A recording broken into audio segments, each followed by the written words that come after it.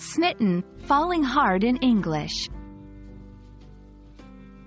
Hello dear learners.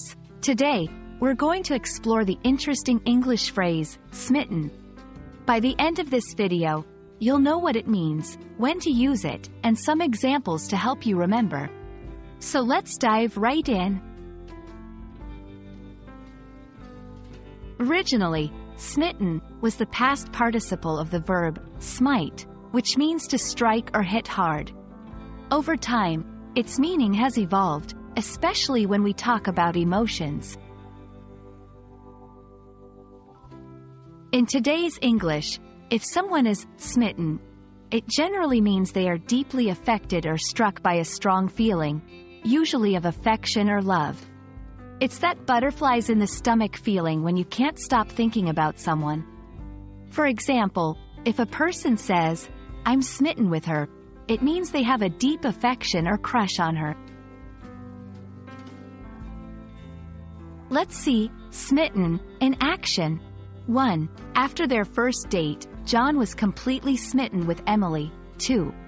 She was smitten by the beauty of the sunset over the ocean.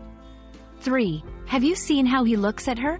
He's clearly smitten. Remember, while smitten is often used in romantic contexts, it can also describe a strong admiration for something, like a place or an experience.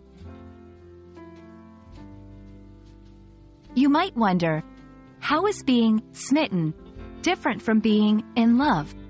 Well, being smitten is often the initial intense feeling of attraction or admiration. It's that beginning stage where everything seems exciting and new.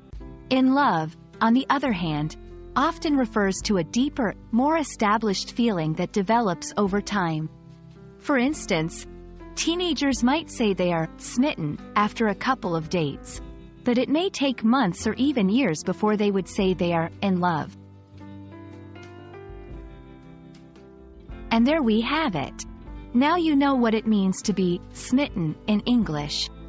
Whether it's the early stages of a romantic relationship or simply being deeply affected by something beautiful, smitten is a word that captures intense feelings perfectly. We hope this video has been helpful, and remember, language is all about expressing feelings and experiences. So go out there and share what makes you smitten.